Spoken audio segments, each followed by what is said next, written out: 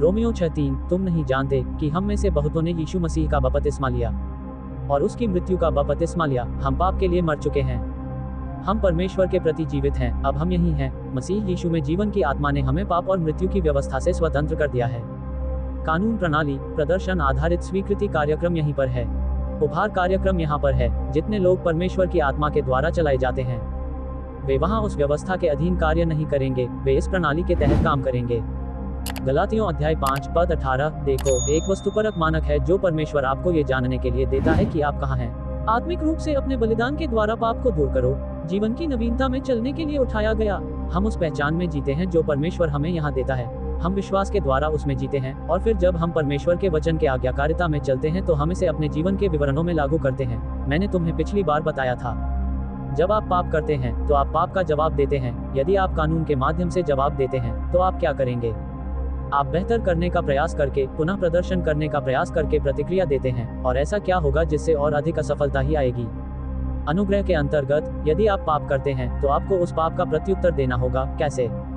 विश्वास में जीवन जीने के द्वारा, उस पर दृष्टि रखने के द्वारा और उस पहचान में जीवन जीने के द्वारा जो परमेश्वर आपको मसीह में देता है। और इससे आपको क्या पता चलता है?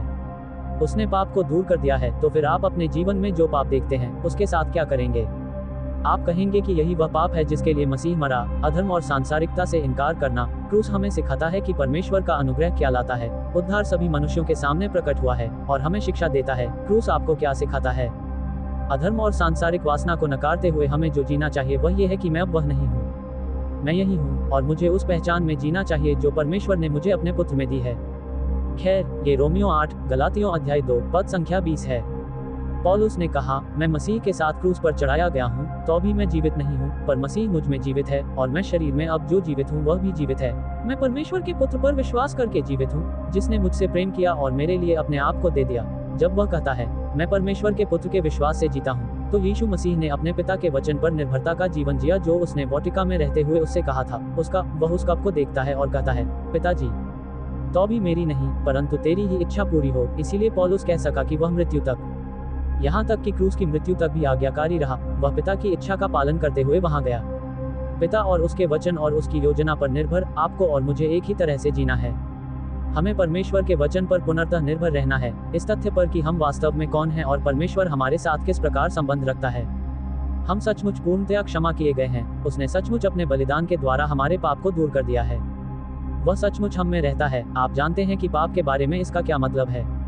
इसका मतलब है कि पाप आपके समय की पूरी बर्बादी है। वह पाप जिसने आपके उद्धारकर्ता को क्रूस पर चढ़ाया।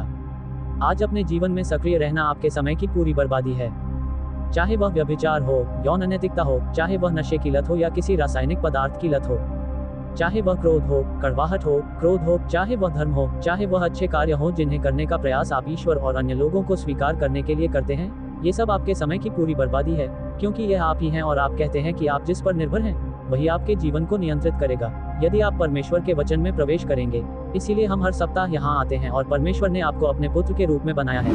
इसकी सराहना करते हैं, सिर्फ उछल-कूद नहीं करना है। यीशु और ओह, मुझे यीशु से जुड़ी चीजें कितनी पसंद हैं। मैं परमेश्वर के वचन के तथ्यों को जानने की बात कर रहा हूँ कि उसने आपको मसीह में क्या बनाया है। मसीह की देह के सदस्य के रूप में आप कौन हैं? समझिए कि आज परमेश्वर क्या कर रहा है, जाने कि वह क्या कर रहा है। उसके पुत्र प्रभु यीशु मसीह के लिए उसकी क्या महान योजना है, ब्रह्मांड में उसकी क्या योजना है, और हम मसीह की देह के सदस्यों के रूप में उसमें कैसे फिट होते हैं। यदि आप इसमें शामिल हो जाएंगे तो इसे अपनी समझ में शामिल कर लेंगे। उस सत्य को अपने जीवन में जीने दो, इस पर अपना रुख रखें कि जो वास्तविक है वही है। आप न केवल यह समझेंगे कि परमेश्वर के कार्यक्रम में आप कहाँ हैं, बल्कि आप परमेश्वर के वचन की सच्चाई को अपने जीवन के विवरण में कार्य करते हुए देखना शुरू कर देंगे।